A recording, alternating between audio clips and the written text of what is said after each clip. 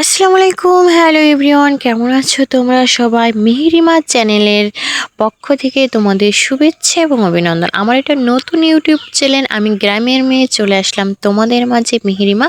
আর আমার চ্যানেলটি যদি অবশ্যই ভালো লাগে প্লিজ প্লিজ প্লিজ একটা সাবস্ক্রাইব করে যাবে। আর আজকে আমি কি কি করছি সেটাই তোমাদের সাথে শেয়ার করছি। আজকে ভিডিওটা একটু অন্যরকম, দেখলে তোমাদের মনটা ভালো লাগবে। এটা ছিল একটা কলা গাছ, আর কলা গাছে একটা মোর্চা ছিল, মোর্চাটায় কলা কিন্তু বের হয়নি। তো এরকমের কলা গাছ থেকে ভিতরে একটা অংশ থোড় থাকে নরম, ওটা আমি বের করব আর ওটাই আজকে রান্না করব। দেখো আমি মোর্চাটা নানি আপু কেটে দিল আমার হাতে, আর এটাও কিন্তু রান্না করে খাবো।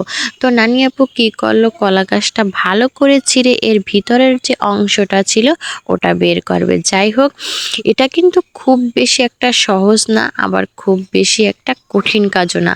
আমরা বরিশালে এটা খেয়ে থাকি। দেখো তোমাদের সাথে কথা বলতে বলতে আমি কিন্তু ভিতরের অংশটা বের করে ফেললাম। এখন এটা নিয়ে আমি ঘরে চলে যাব, আর এটা কিভাবে আমি কাটবো সেটাই তোমাদের সাথে শেয়ার করব। তো এটা কিন্তু একেবারেই ভিতরের অংশ না, এর ভিতরে আরও একটা অংশ আছে। আমি এটাকে কেটে নেব, মাঝখান থেকে কেটে ভিতরের নরম অংশটা বের করব। বের করে এর ভিতরে একটি আঁশ জাতীয় আছে, ওটা তুলে ফেলবো। তারপর নারিকেল আর চিংড়ি বাটা দিয়ে রান্না করব। যাই হোক, আজকে এটা তোর কাজ শেষ হয়ে গেল, আমি ওটা স্কিপ করে দিলাম। ভাবছি আজকে একটু শহরে যাব, অনেক দিন ধরে ঘরের বাজার মানে মাছ মাংস বলো সব কিছুই শেষ হয়ে গেছে। তো মার সাথে চলতে চলতে তোমাদের সাথে ভিডিওর বাকি অংশ কথা হবে। অবশ্যই আমার ভিডিও কি সাবস্ক্রাইব করেছো? প্লিজ একটা সাবস্ক্রাইব করে দিও কিন্তু। তো আমি শহরে চলে আসলাম, আর এখানে এসে কিছু কই মাছ দেখলাম বড় বড়, সম্ভবত এটা চাষের কই মাছ হবে, আমি খাই না, মা এটা খুব বেশি পছন্দ করে। তো আমি এখান থেকে কই মাছ নিয়ে নিলাম। যাই হোক, কই মাছগুলো কিন্তু বেশ বড় ছিল।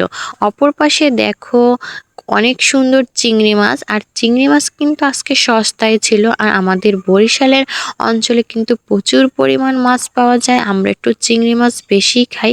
প্রায় সব সবজিতে চিংড়ি মাছ না হলে চলে না। তাই ভাবলাম 1 কেজি চিংড়ি মাছ নিয়ে নিই, যেহেতু সস্তা আছে।